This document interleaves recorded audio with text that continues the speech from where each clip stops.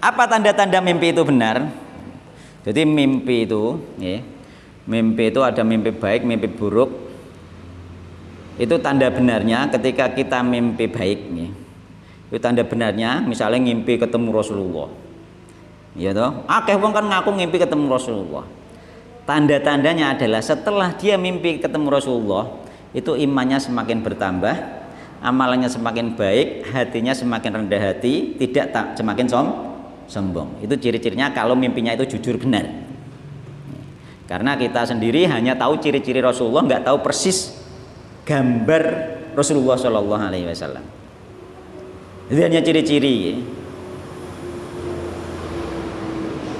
Kalau mimpinya itu salah, meskipun dia ngaku mimpi ketemu Rasulullah, tapi setelah mimpi kok ternyata itu bukan Rasulullah yang sebenarnya, itu cirinya setelah mimpi dia merasa jadi orang hebat, dia menjadi sombong, bukan tambah rendah hati. Nah, itu tanda-tandanya itu. Jadi sampean setelah mimpi baik tersebut apakah menambahkan iman atau menambahkan kesombongan? Wah, aku baru tahu ngimpi Nabi, kowe ora tahu. Ya kan? Dan di antara tandanya lagi dia semakin semangat untuk beribadah itu. Karena apa? Orang-orang yang ketemu Nabi dalam keadaan beriman pun pada zaman Nabi itu semakin semangat ibadah.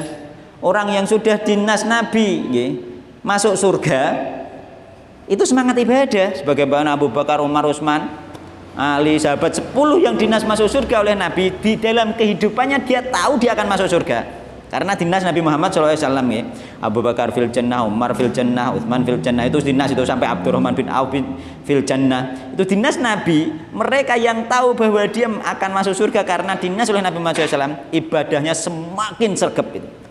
Nah, kita seandainya kita benar mimpi ketemu Nabi, padahal kata Nabi ketika mimpi ketemu Nabi besok itu di akhirat akan ketemu Nabi, berarti masuk surga. Harusnya kalau itu memang benar, kita semakin sregep. Tapi kalau ternyata semakin malas, wah itu tipuan itu. Itulah. Itu carane nengeri itu.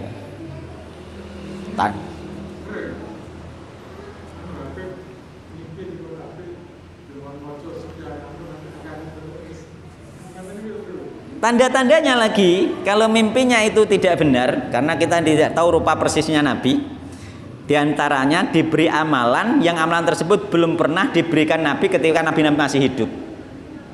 Berarti karena nggak akan ada syariat susulan, nggak akan ada wahyu susulan. Itu diantara tanda-tanda bahwa itu bohong itu. Nah, jenenge gak mimpi baik harus sesuai dengan syariat Rasulullah Shallallahu Alaihi Wasallam, syariat Allah, syariat Islam harus sesuai ini. Yang namanya mimpi baik. Ngimpi ketok Nabi aku dikon apa? Dikon nggo ngebucu ning nggone gunung iki ngono ben anakku mari.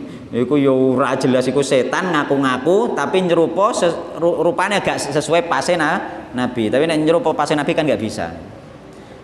Atau bukan ngaku-ngaku, membisikkan di hati sampean mengira itu Nabi gitu loh. Ya. Maka nek ngaku-ngaku dia memang mungkin efeknya berat itu. Urusannya mbek Nabi itu. Ya.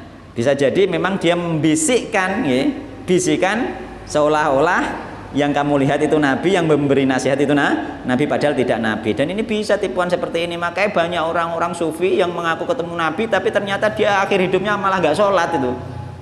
Dia bilang setiap ingin sesuatu mencari hadis sahih langsung mencari Nabi, ketemu Nabi, langsung bisa ketemu Nabi, mlebu kamar langsung ketemu Nabi, tapi akhir-akhir hidupnya malah gak sholat.